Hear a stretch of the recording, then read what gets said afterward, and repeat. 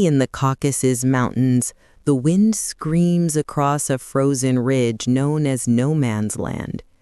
Levan, a soldier on guard duty, stares through his scope at the enemy line, waiting for movement. It is Christmas Eve, but war does not respect the calendar. When a figure finally breaks the white silence of the neutral zone, Levan's finger hovers over the trigger. But he isn't looking at a soldier.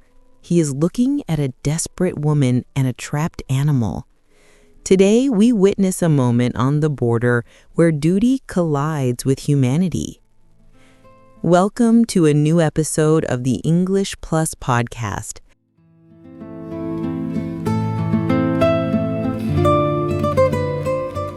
The Mountain Pass, a short story from When the Rings Stop Ringing by Danny Balan.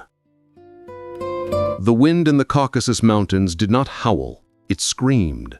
It tore through the jagged peaks of the borderlands, whipping up clouds of ice crystals that stung exposed skin like needles. Levan adjusted the strap of his rifle, shifting his weight from one frozen boot to the other. He was standing inside a small, concrete guard post, a lonely gray box perched on the edge of a cliff. Below him lay the gorge, No Man's Land, a stretch of snow and rock that belonged to no one, a silent void separating his country from the one across the ridge.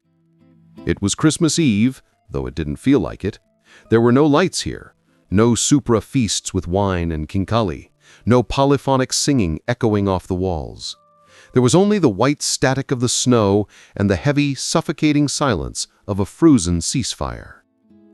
Levan raised his binoculars, scanning the opposite slope. It was a routine he performed every 10 minutes, a ritual of paranoia and duty. Usually he saw nothing but rock and the occasional wolf. But today he saw movement. His heart kicked against his ribs. He dropped the binoculars and raised his rifle, clicking the safety off. His finger hovered over the trigger as he peered through the scope. A figure was moving in the neutral zone, not a soldier in camouflage, crawling with intent. It was a woman. She was wrapped in layers of dark wool, a colorful scarf tied tightly around her head. She was stumbling through the hip-deep snow, her arms waving frantically. She wasn't looking at Levan's post, she was looking at a patch of scrub brush further down the slope. Levan squinted. There, tangled in the thorns of a wild blackberry bush, was a goat. It was bleating in distress, its white coat blending into the snow, but its struggle was violent. The woman fell, scrambling back up, desperate. Levan lowered the rifle slowly. He knew what a goat meant in these mountain villages. It wasn't just a pet. It was milk, it was cheese, it was survival through the long, brutal winter. If she lost it, her family might not eat. He looked at the opposing ridge. No movement. The soldiers on the other side were either asleep or warming themselves by a stove, blind to the drama unfolding below. Levan looked back at the woman. She was exhausted, her movements slowing. The snow was winning. Duty says I fire a warning shot, Levan thought. Duty says I force her back. But the wind carried a faint sound, her voice sharp and pleading, calling out to the animal. It was a sound of desperation that needed no translation. Levan cursed softly.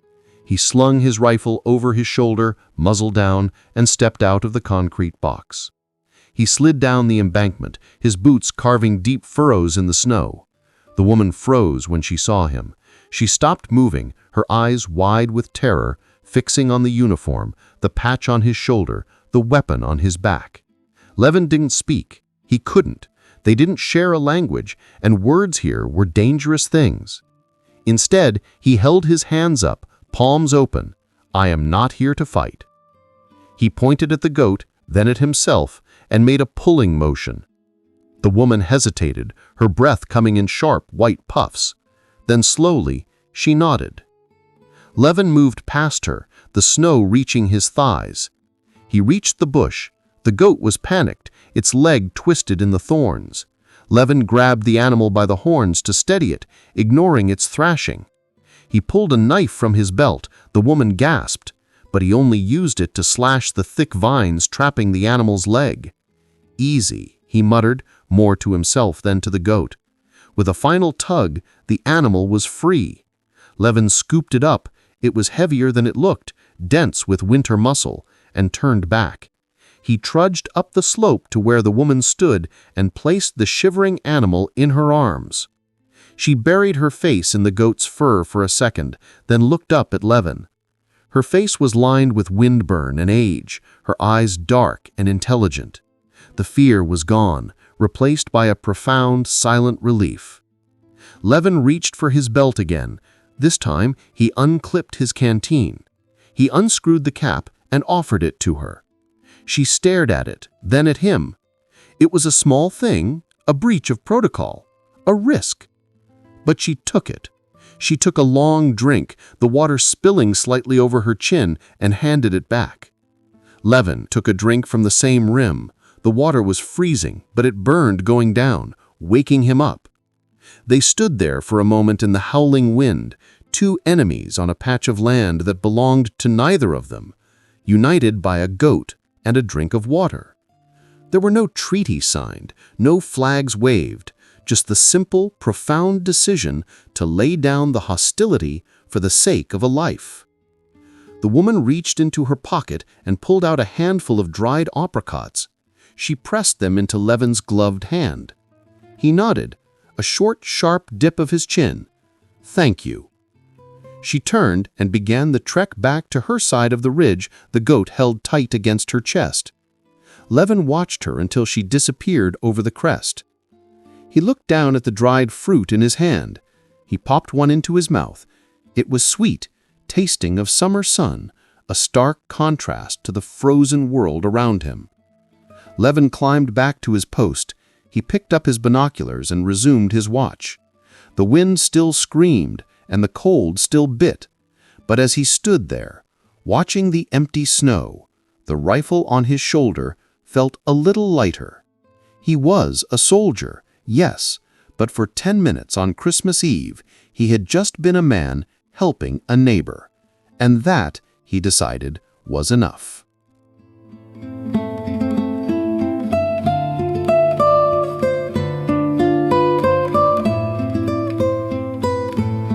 A prayer for the lines we draw.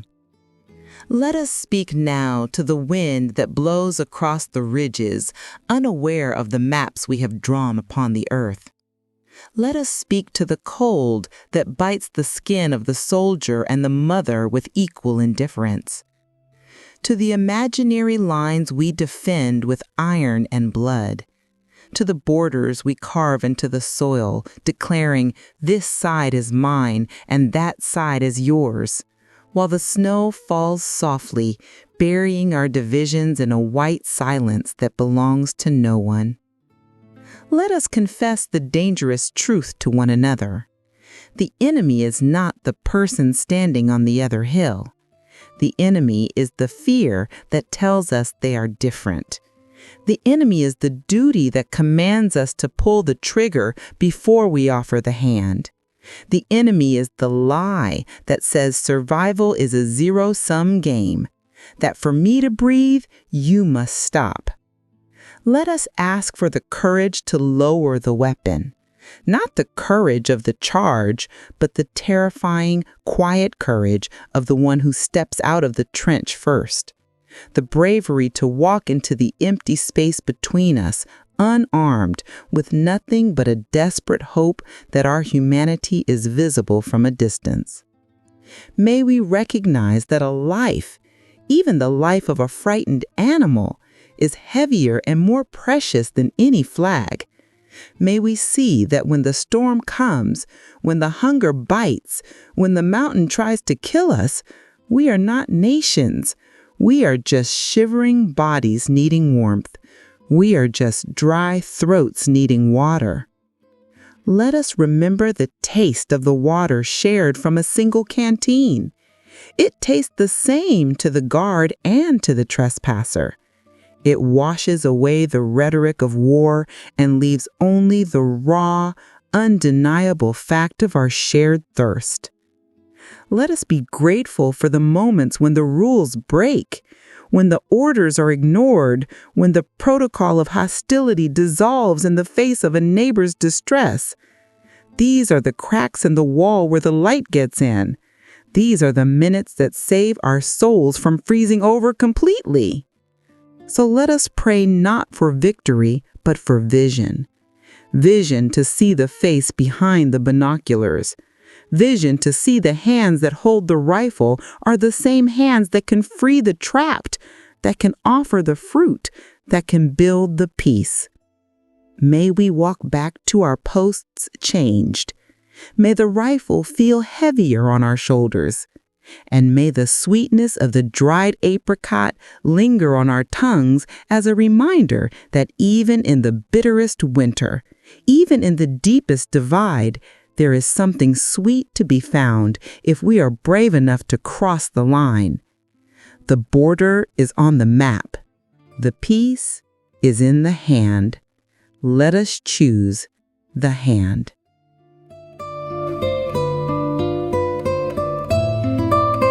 Wow. I mean, it just hits you immediately, doesn't it? It's not some gentle, snow globe scene. We're plunged right into these jagged, unforgiving peaks of the Caucasus. And the story doesn't just say it's cold. It makes the cold an active character, an antagonist. Exactly. The language. It says the wind screamed. It doesn't howl, it screams. Right. It's tearing across the mountains and whipping up these ice crystals that sting like needles. It's a completely visceral feeling. It sets the stage of danger and just absolute isolation, where survival itself is the first choice you have to make. Well, you said it. The atmosphere is the first antagonist Levan has to face. Before he even thinks about a soldier on the other side, the mountain itself is trying to kill him. And that, I think, elevates the story immediately. It's not just a border standoff.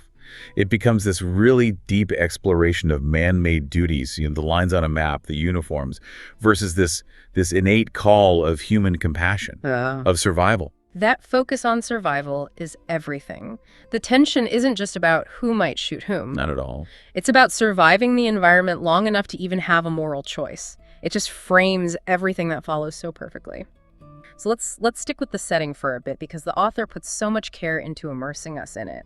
This choice of the Caucasus Mountains on Christmas Eve, it feels so deliberate. Oh, absolutely. Why do you think the language around the cold is so aggressive? We already mentioned the wind screams. What else does that kind of personification do for the mood? Well, when you personify the environment, you're basically giving it agency. It's not just a passive background. Right. It's actively fighting him. Exactly. Levan is trapped in this lonely gray box perched on the edge of a cliff, and the story uses that powerful sensory imagery to make us feel the threat. The needles. The needles, that detail. Stung, exposed skin like needles. That's not just description. It creates this narrative urgency. The cold is piercing, it's invasive. It establishes that the baseline struggle is against the world itself. So any human conflict is just secondary. It becomes almost trivial, When nature's trying to kill you, human divisions start to look a little absurd. And that gray box, the guard post, it sounds so fragile, doesn't it? This tiny little shelter against this overwhelming force, it just drives home his isolation. He's surrounded by walls and rules, but the fortress itself feels so vulnerable. And I think that vulnerability is what allows the human choice to come through later. That's a great point. And speaking of contrast, we have to talk about the deliberate absence of celebration. Yes. Christmas Eve. A time we all associate with warmth, with light, with peace. And the story just strips all of that away immediately, to show us the grim political reality that's just paved over human tradition. And it's so specific about what's missing. It uses these incredible cultural references. I think we should probably unpack those a little. You should. It says, no lights here, no super feasts with wine and kinkali, no polyphonic singing. What are we really losing when those things are gone? Well, that's just beautiful writing, isn't it? It's cultural shorthand. When it says no super feasts, it's not just talking about a big dinner. Is it more than that? Oh, much more. A super is.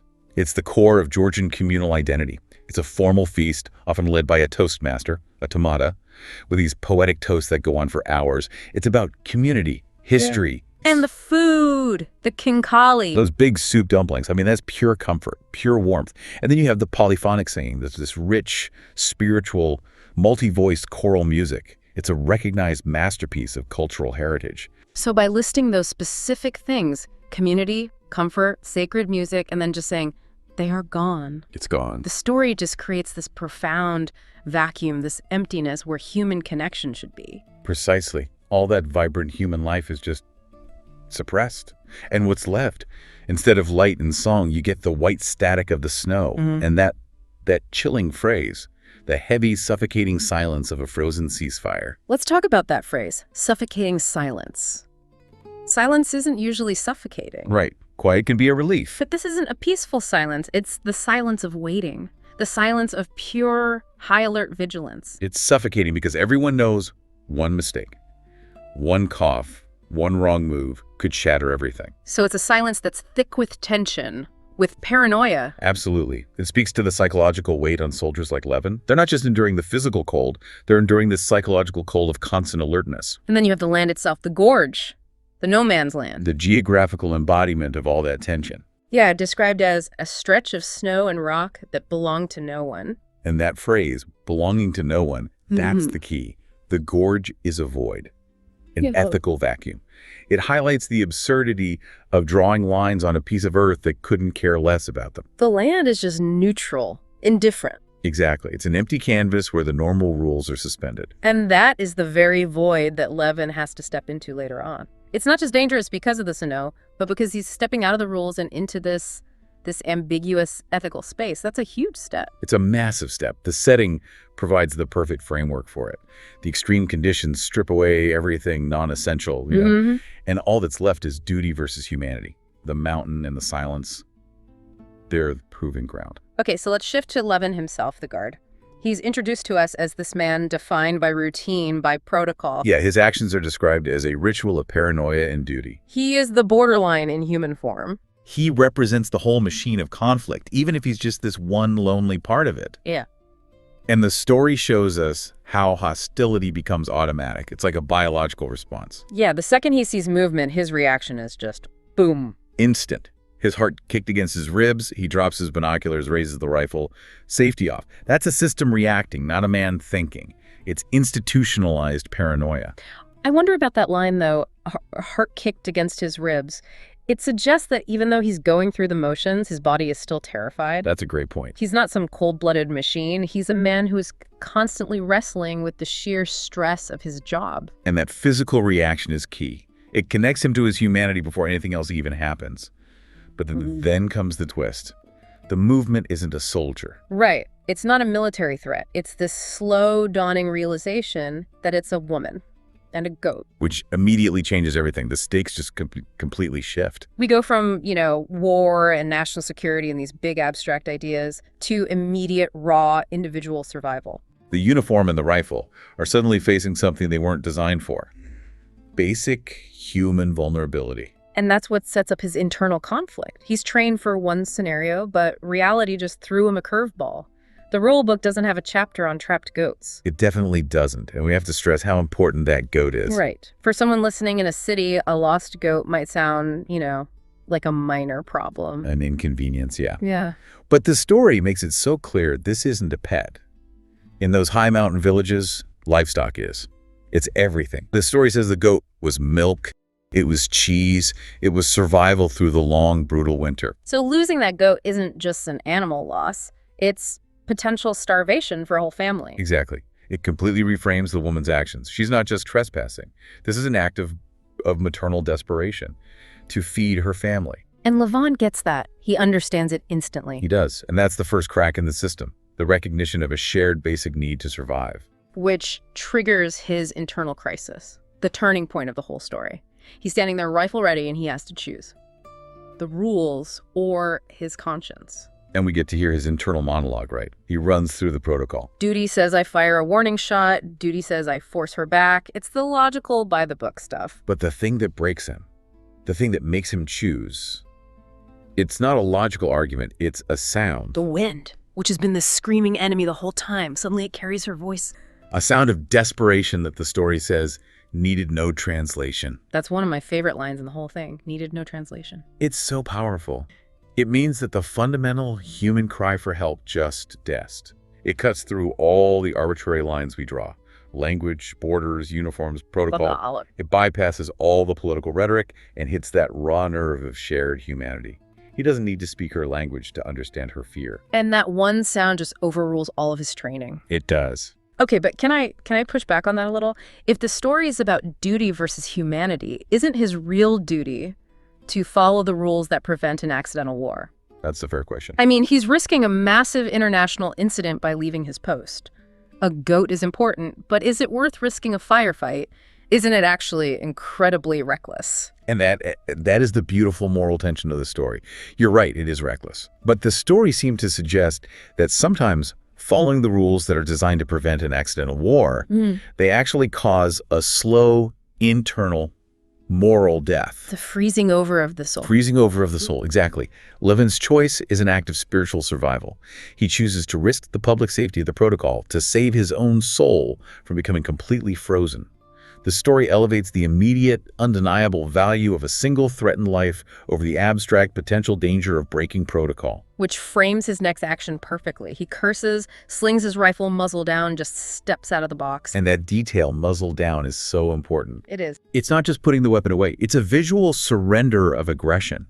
It's a signal to the universe, to anyone who might be watching, that his intention is not violent. And by leaving the post, walking into no man's land, that's the first physical step, humanity over hostility. He's abandoning the safety of the box and willingly entering that political void, unarmed in spirit. All in response to a plea that needed no shared words, just a shared understanding of desperation. So when Levan and the woman finally meet in the snow, their entire exchange is silent. And that's critical. The story is very clear that they don't share a language. It says words here were dangerous things. Well, words are the tools of ideology, aren't they? Of orders, of rhetoric.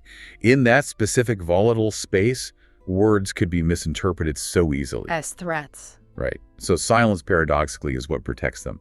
It forces them to rely on body language, on humanity's oldest, most universal language. And that moment that seals their silent deal is when Levan holds his hands up, palms open. It's not just disarmament. It's vulnerability. It's the universal gesture for, I am not here to fight. It's asking her to see the man, not the uniform. She responds with a slow nod. And that's it. That's the signing of their temporary silent treaty. But then the tension just spikes right back up. When he pulls the knife from his belt. Yeah, the woman gasps. And the story just plays with our expectations so brilliantly there. Because when a soldier on a border reaches for a blade, the default assumption is violence. It has to be. And the choice of a knife is so perfect. It's a loaded symbol. A knife can be an instrument of harm, but it can also be a tool. Of creation, of utility. Exactly. And the author forces us to confront that dual nature in Levan himself. Is he the warrior or the helper? And he uses this symbol of violence not to attack, but to slash the thick vines trapping the animal's leg. He turns a weapon into a tool of salvation. It's a profound shift. Yeah. And the act of freeing the goat is such a clear parallel for freeing themselves, isn't it? From the trap of hostility. They're both trapped. He's trapped by his duty, she's trapped by the mountain. By freeing the goat, he frees them both, just for a moment. And the next breach of protocol is maybe even more intimate, the canteen. Sharing water.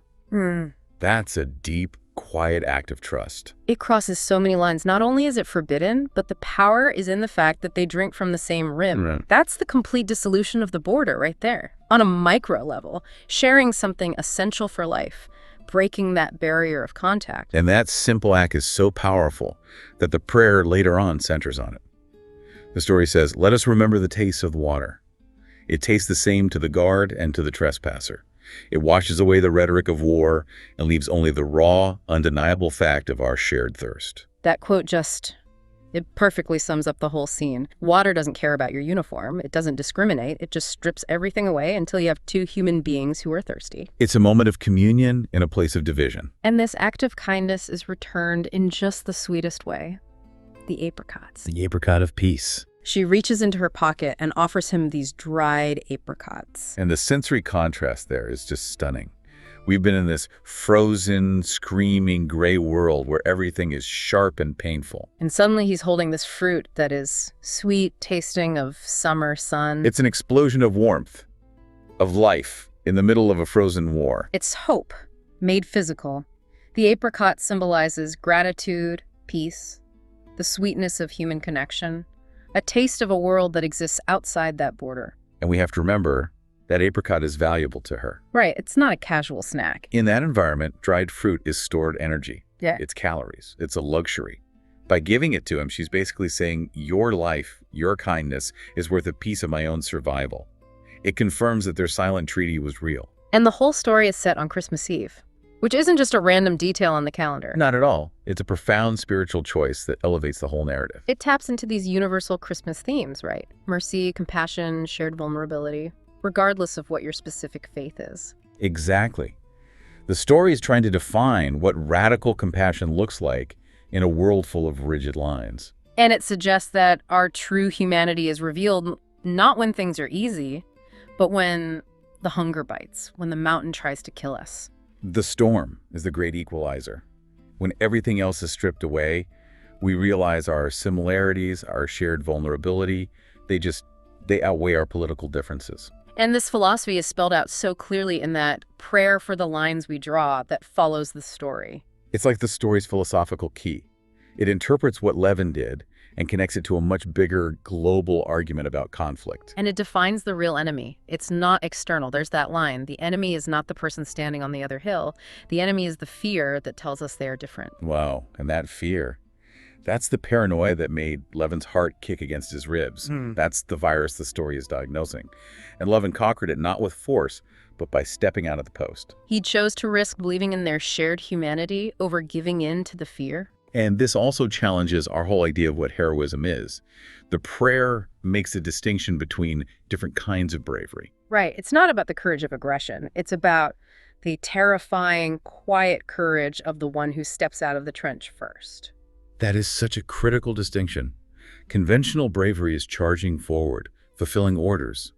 This quiet courage is moral bravery. It's the bravery to refuse the narrative of hostility. A bravery to be vulnerable. And to risk everything, his career, his safety, on the hope that the person across the line is also human. It's terrifying because it goes against every rule. It's the courage to be kind when kindness is forbidden. And the prayer keeps going. It tackles the value of life versus ideology. It says that a life, even the goat's life, is heavier and more precious than any flag. Which is maybe the story's most radical political statement. It puts the sanctity of a living being above any abstract, man-made boundary or symbol. And those are the moments that create light in all that darkness. The prayer describes them so beautifully. These are the cracks in the wall where the light gets in. These are the minutes that save our souls from freezing over completely. So the political rigidity, the rules, that's the wall. It's the wall. But acts like sharing water or freeing a goat, they create these little fissures where moral warmth can get through. It prevents spiritual frostbite. It's a call to actively look for those cracks, to find those moments when orders can be bent. And it all leads to this final request for vision over victory. The prayer asks for vision to see the face behind the binoculars. True peace requires seeing the individual, not the uniform. It's about perception. When Levan first looks through the binoculars, he's looking for an enemy, a threat. But the moment he sees the woman, the binoculars become a tool of realization. He realizes the enemy is a human being in desperate need. The whole story hinges on that shift. It does, and it gives us that final powerful metaphor to walk away with. The border is on the map. The peace is in the hand. Let us choose the hand. It simplifies this huge, complex geopolitical mess down to a single choice of gesture. The border is an abstraction, a drawing. But peace is tangible. It's in the offering of help, the sharing of water, the gift of an apricot. It's a choice you make with your hands. So what happens after those 10 minutes? Levan climbs back to his post, back to his duty, but he's fundamentally changed. He is. And the story shows us this transformation through a really simple but powerful physical detail. The weight shift. The weight shift. Yeah. The spiritual relief he feels, it becomes physical. The rifle, which was the symbol of his burden, his duty, it now feels different. The story says the rifle on his shoulder felt a little lighter. We have to unpack that. Is it just relief that he wasn't caught? Or is the story saying that a duty based on fear is literally heavier? I think it's the latter. The duty of enforcing hostility, of living in that suffocating paranoia, that is the true weight. By performing a higher duty, the duty of compassion, he lifts that restrictive burden. Absolutely lightened. The fear was lightened. And he hasn't just gone back to his job. He's redefined it. His self-identification at the end is the real resolution. He knows he's a soldier, but for 10 minutes. He had just been a man helping a neighbor. And that, he decided, was enough. That final phrase, "that was enough," is so powerful. His victory was entirely internal, private, moral. He doesn't need a medal. He doesn't need anyone to know. Prioritizing the moral truth was sufficient to save his own soul. But is that moral victory sustainable? He's going back to the same box, the same rules. Is that one small crack of light enough to get him through the winter? Well, the story answers that with the most enduring detail of all, the lingering taste of the apricot. The sensory bookmark? Exactly. That sweetness stays on his tongue. It's a permanent physical reminder of that humane exchange. So every time he tastes that little bit of sweetness, he'll remember those 10 minutes when he chose the hand over the map. And that memory will prevent his soul from freezing over again. The act of kindness wasn't erased. It became a part of his physical reality. Which is what makes the story so hopeful, I think. It doesn't promise world peace. No. It promises that individual moral clarity is possible, even in the worst circumstances. That kindness is the ultimate act of defiance. And it really forces us to look at the borders we maintain in our own lives. We all have them. That lonely gray box is a metaphor for any defensive posture we take, isn't it? Professionally, personally. But mountain passes everywhere. We all have that no man's land in our relationships. That empty space where the rules seem suspended and vulnerability is at its highest. So as we wrap up, the final thought to leave you with is this. What lines are you defending right now? And what would it take for you? What sound of pleading that needs no translation to inspire you to step unarmed into that empty space between you and someone else? What act of quiet courage would you need to offer the water or to receive the apricot? The answer to that question, well, maybe it defines whether the metaphorical rifle you carry feels a little heavier or a little lighter tomorrow. A powerful message for Christmas. That peace is found in the smallest, riskiest acts of human kindness.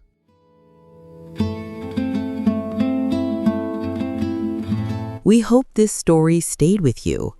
If these moments of quiet connection and hope resonated with you, we're thrilled to tell you that the full collection, When the Bells Don't Ring by Danny Ballon, is now available on Amazon and everywhere books are sold. Danny wrote this book to bring a little light to the quieter, sometimes harder moments of the season. It makes for a truly meaningful Christmas gift for anyone who loves literary fiction and heartwarming tales. You can find the link to buy or gift a copy right now in the description. Thank you for listening and for reading. We'll see you in the next episode. Never stop learning and hoping with English Plus Podcast.